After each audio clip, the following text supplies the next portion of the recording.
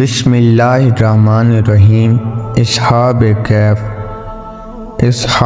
کہف کون تھے؟ ان کی تعداد کتنی تھی؟ وہ کتنا عرصہ سوتے رہے اور ان کے نام کیا کیا تھے؟ ان عظیم لوگوں کا قرآن کریم میں حق تعالیٰ نے ذکر فرمایا ہے، بلکہ یہ پوری صورت ان کے نام سے موسوم ہے۔ ان کے بارے میں کچھ دلچسپ و عجیب واقعات تفاسیر کی روشنی میں ملاحظہ فرمائیں۔ حضرت عیسیٰ علیہ السلام کے آسمان پر اٹھا لیے جانے کے بعد کا حال بے حد خراب اور نہایت ابتر ہو گیا۔ لوگ بت پرستی کرنے لگے اور دوسروں کو بھی بت پرستی پر مجبور کرنے لگے۔ خصوصاً ان کا ایک بادشاہ دقیانوس تو اس قدر ظالم تھا کہ جو شخص بت پرستی سے انکار کرتا تھا یہ اس کو قتل کر ڈالتا تھا۔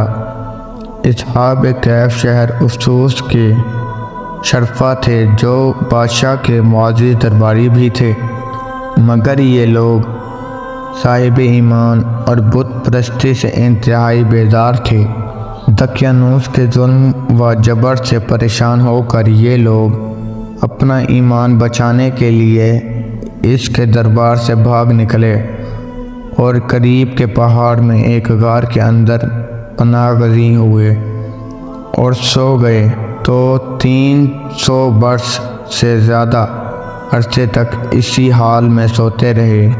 دقیانوس نے جب ان لوگوں کو تلاش کرایا اور اس کو معلوم ہوا کہ یہ لوگ غار کے اندر ہیں تو وہ بے حد غصہ ہوا اور اس نے یہ حکم دیا کہ غار کو ایک سنگین دیوار اٹھا کر بند کر دیا جائے تاکہ یہ لوگ اسی میں رہ کر مر جائیں اور وہ غار ان لوگوں کی قبر بن جائے۔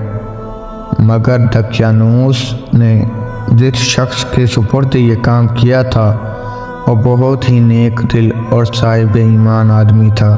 اس نے اصحاب کہف کے نام، ان کی تعداد اور ان کا پورا واقعہ ایک تختی پر کندہ کرا کر تانبے کے صندوق کے اندر رکھ کر دیوار کی بنیاد میں رکھ دیا اور اس طرح کی ایک تختی شاہی خزانے میں بھی محفوظ کرا دی۔ کچھ دنوں کے بعد دقیانوس بادشاہ مر گیا اور سلطنت بدلتی رہی، یہاں تک کہ ایک نیک دل اور انصاف پرست بادشاہ جس کا نام بیدروس تھا تخت نشین ہوا، جس نے 68 سال تک بہت شان و شوکت کے ساتھ حکومت کی۔ اس کے دور میں مذہبی فرقہ بندی شروع ہو گئی اور بعض لوگ مرنے کے بعد اٹھنے اور قیامت کا انکار کرنے لگے۔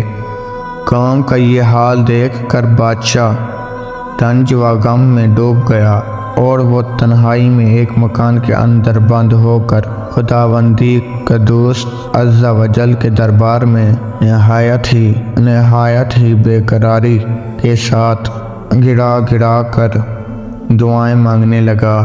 خدایا کوئی ایسی نشانی ظاہر فرما دیں تاکہ لوگوں کو مرنے کے بعد زندہ ہو کر اٹھنے اور قیامت کا یقین ہو جائے۔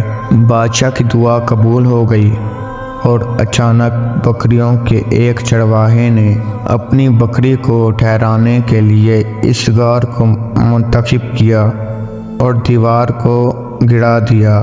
دیوار گرتے ہی لوگوں پر ایسی ہیبت و دہشت سوار ہو گئی کہ دیوار گرانے والا لرزہ براندام ہو کر وہاں سے بھاگ گیا اور اصحاب کہف بحکم اللہ اپنی نیند سے بیدار ہو کر اٹھ بیٹھے اور ایک دوسرے سے سلام و کلام میں مشغول ہو گئے اور نماز بھی ادا کر لی۔ جب ان لوگوں کو بھوک لگی تو ان لوگوں نے اپنے ایک ساتھی یملیخا سے کہا کہ تم بازار جا کر کچھ کھانا لاؤ، اور نہایت خاموشی سے یہ بھی معلوم کرو کہ دقیانوس ہم لوگوں کے بارے میں کیا ارادہ رکھتا ہے۔ یملیکا غار سے نکل کر بازار گیا اور یہ دیکھ کر حیران رہ گیا کہ شہر میں ہر طرف اسلام کا چرچا ہے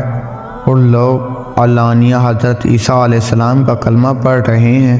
یملیکا یہ منظر دیکھ کر محو حیرت ہو گئے کہ اللہ، یہ ماجرا کیا ہے کہ اس شہر میں تو ایمان و اسلام کا نام لینا بھی جرم تھا، اب یہ انقلاب کہاں سے اور کیوں کرا گیا؟ پھر یہ ایک نان بائی کی دکان پر کھانا لینے گیا اور دقیانوس کے زمانے کا روپیہ دکاندار کو دیا جس کا چلن بند ہو چکا تھا، بلکہ کوئی سکے کا دیکھنے والا بھی باقی نہیں رہ گیا تھا۔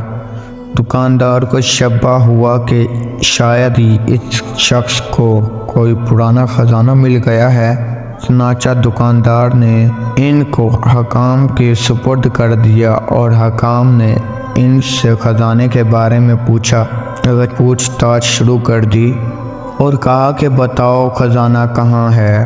یملیکا نے کہا کہ کوئی خزانہ نہیں ہے، یہ ہمارا ہی روپیہ ہے۔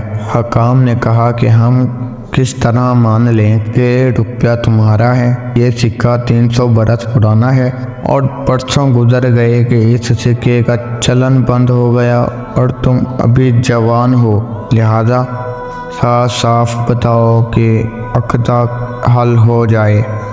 یہ سن کر یملیکا نے کہا کہ تم لوگ یہ بتاؤ کہ دقیانوس بادشاہ کا کیا حال ہے؟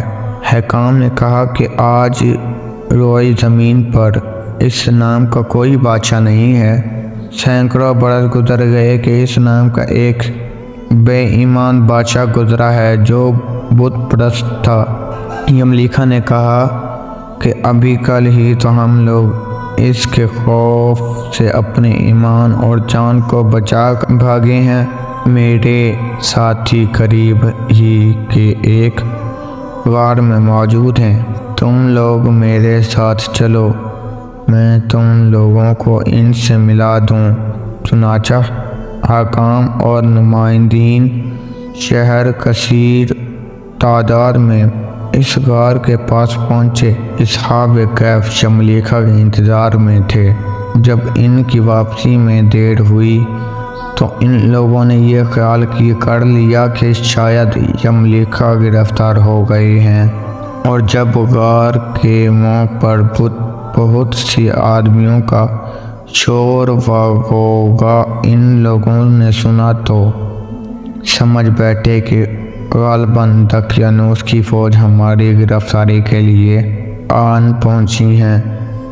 تو یہ لوگ انتہائی اخلاص کے ساتھ ذکر اللہ اور توبہ و استغفار میں مشغول ہو گئے۔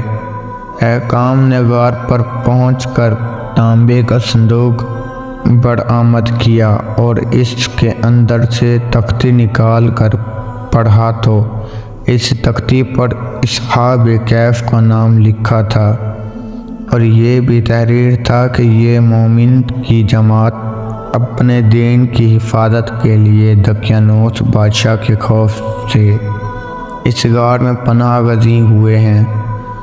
تو دقیانوس نے خبر پا کر ایک دیوار سے ان لوگوں کو غار میں بند کر دیا۔ ہم یہ حال اس لیے لکھتے ہیں کہ جب کبھی بھی یہ غار کھلے تو لوگ اصحاب کہف کے حال پر مطلع ہو جائیں۔ حکام تختی کی عبارت پڑھ کر حیران رہ گیا۔ ان لوگوں نے اپنے بادشاہ بیدروس کو اس واقعے کی اطلاع دی۔ فوراً ہی بیدروس اپنے امراء اور نمائندین شہر کو ساتھ لے کر غار کے پاس پہنچا تو اصحاب کہف نے غار سے نکل کر بادشاہ سے معائنہ کیا اور اپنی سرگزشت بیان کی۔ بیدروس بادشاہ سجدے میں گر کر خداوندی کا شکر ادا کرنے لگا کہ میری دعا قبول ہو گئی، اور اللہ تعالیٰ نے ایسی نشانی ظاہر کر دی جس سے موت کے بعد زندہ ہو کر اٹھنے کا ہر شخص کو یقین ہو گیا۔ اصحاب کہف بادشاہ کو دعائیں دینے لگے کہ اللہ تعالیٰ تیری بادشاہی کی حفاظت فرمائے، اب ہم تمہیں اللہ کے سپرد کرتے ہیں۔ پھر اصحاب کہف نے السلام علیکم کہا اور غار کے اندر چلے گئے اور سو گئے، اور اس حالت میں اللہ تعالیٰ نے ان لوگوں کو وفات دے دی۔ بادشاہ بہدروس نے سال کی لکڑی کا صندوق بنوا کر اصحاب کہف کی مقدس لاش کو اس میں رکھوا دیا، اور اللہ تعالیٰ نے اصحاب کہف کا ایسا رعب لوگوں کے دلوں میں پیدا کر دیا کہ کسی کی یہ مجال نہیں کہ غار کے منہ تک جا سکے۔